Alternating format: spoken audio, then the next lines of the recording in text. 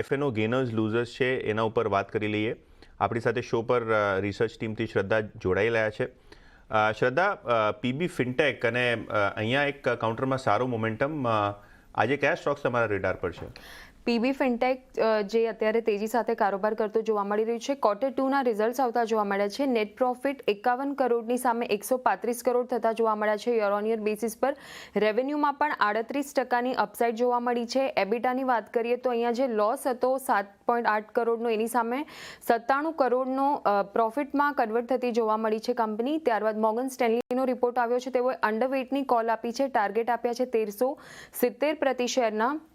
તેઓને contribution margin જે આવતા જોવા મળ્યા છે તે સરપ્રાઇઝિંગ લાગી રહ્યા છે. તેઓને આવક અને નફા પર જે જીએસટીના રિલેટેડ જે ક્લેરિટી છે તેના માટે વેઇટ કરવું જોઈએ એવું તેઓને લાગી રહ્યું છે. ત્યારબાદ જેફરીઝનો પણ રિપોર્ટ આવ્યો છે પીબી ફિનટેક પર. તેઓએ બાયની કોલ આપી છે. ટાર્ગેટ આપ્યા છે 2100 રૂપિયા પ્રતિ શેરના. Q2 રિઝલ્ટ્સ અનુમાન કરતાં સારા આવ્યા છે. તેઓના મતે વેલ્યુએશન જે છે તે EV એબિટાના FY27ના 62 ટાઈમ્સ પર અત્યારે જોવા મળી રહ્યા છે અને કમિશન પરની જે ક્લેરિટી છે તે કી મોનિટરેબલ રહેશે. ત્યારબાદ ડોક્ટર રેડ્ડીઝની વાત કરીએ, અહીંયા નોટિસ મળતી જોવા મળી છે કંપનીને કેનેડા રેગ્યુલેટર પાસેથી. એ છે જેનરિક દવા સેમાગ્લુટાઇડ જે છે તેના માટેની નોટિસ મળી છે કંપનીને. આ દવાનો ઉપયોગ વજન ઘટાડવા માટે થાય છે.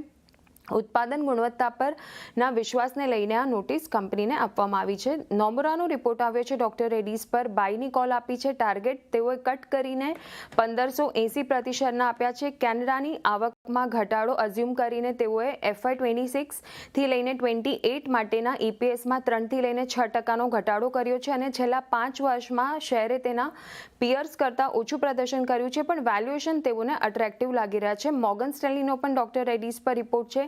ઇક્વલ વેઇટ કોલ આપી છે અને ટાર્ગેટ આપ્યા છે 1389 પ્રતિ શેરના. ઓકે, તો આવી રહ્યું છે ડોક્ટર રેડ્ડીઝ અને પીબી ફિનટેક પર. પીબી ફિનટેક 4% ઉપર છે, જેમ કે ડોક્ટર રેડ્ડી 4-4.5%ની તમને ડાઉનટિક અત્યારે જોવા મળી રહી છે. શ્રદ્ધા, ખૂબ ખૂબ આભાર તમારો શોમાં જોડાવા બદલ. PB fintech